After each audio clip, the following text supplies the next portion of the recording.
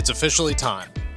It's been 8 years, no playoff wins, a lot of baggage, a lot of moments of sorrow, a lot of questions, a lot of anger, a lot of people reaching a breaking point, but it is time. It is time for the Pittsburgh Steelers and for Mike Tomlin to come to the conclusion that everybody's been waiting for, that nobody truthfully thought would ever happen for a long time. But as we sit here today and with what transpired at Acrisure Stadium, it's time. It's time for the Pittsburgh Steelers to move on from Mike Tomlin.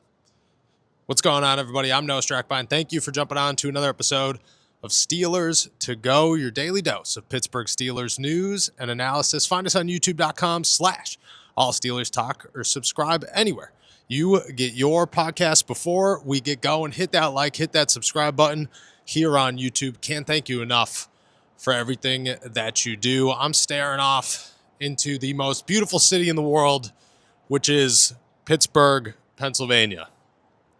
And to my left is a stadium, or the stands of a stadium, that only a few hours ago were filled with the chants, "Fire Tomlin."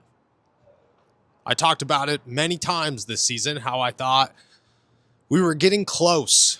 We were getting close to the "Fire Tomlin" chants. I could feel the energy at the stadium week in and week out, that things were just not good within the fan base and that they really were reaching a breaking point of just giving up hope, that they truly felt like they had no shot, no hope whatsoever with the current head coach of their football team.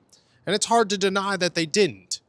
The Steelers have gone 8 years without a playoff win. They have a bunch of non-losing seasons, but nobody really cares about that anymore. Last season, it kind of felt like when the Steelers lost to the Bills or the Ravens, and they had an 0-5 collapse to end the year, and then the year before that, they lost to the Bills, and it just felt like, okay, we've done this song and dance so many times that it's becoming an issue. It's becoming too consistent to feel like there's going to be change. And then this year, on paper, the Pittsburgh Steelers look like they've done everything they possibly could to win a Super Bowl. They went out and got Aaron Rodgers. They traded Minkah Fitzpatrick for Jalen Ramsey. They went out and got DK Metcalf. They gave up on guys like George Pickens and Minkah Fitzpatrick. They signed TJ Watt to a massive extension. They did everything that they were supposed to do, that they felt was right with their team to put them in the best situation possible to win. And somehow this is going to be the first year, at least it looks that way, that the Pittsburgh Steelers are going to finish without a non-losing season, without a first-round playoff exit. Instead, they're going to finish with a losing record. They're going to miss the playoffs to a team that at one point this season was 1-5 in the Baltimore Ravens. That's what they're on pace to do right now. And it just feels like it's the epitome of it all. It's the beginning of the end, or really, it might just be the end.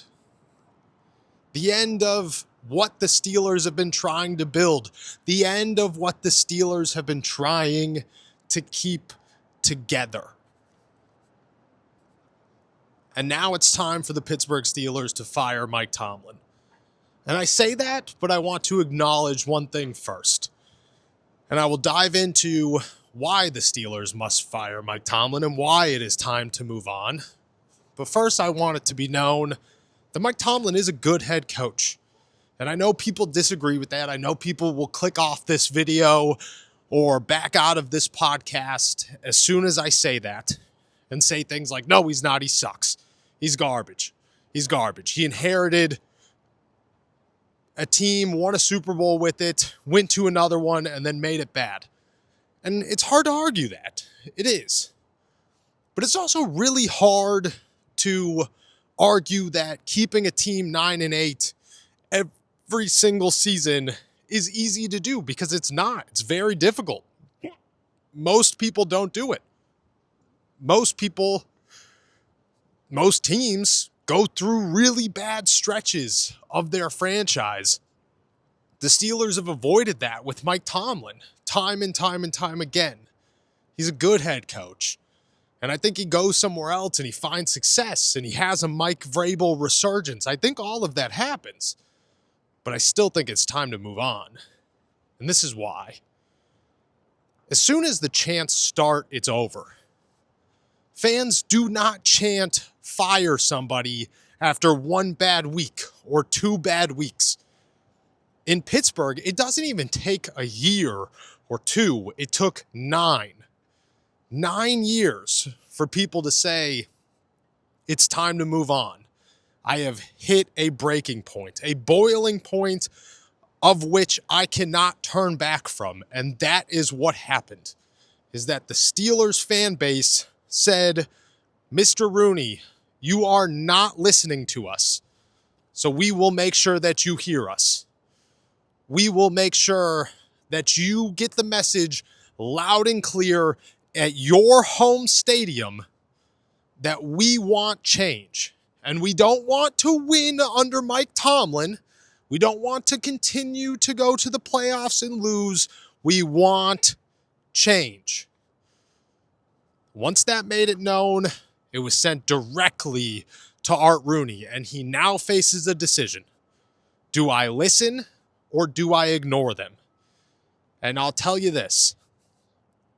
Watching the fans this season, each week that passes, the stadium empties sooner and sooner throughout the game.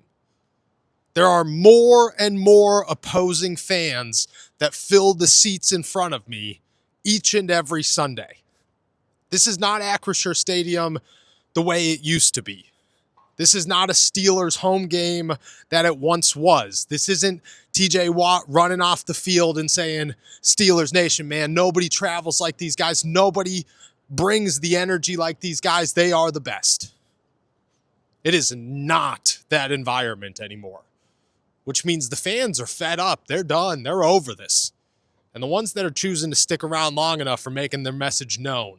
And that message does not circulate just in Acrisure Stadium, because every single person out there either agrees or disagrees with this, and it sure feels like it's hard to find those who disagree with it.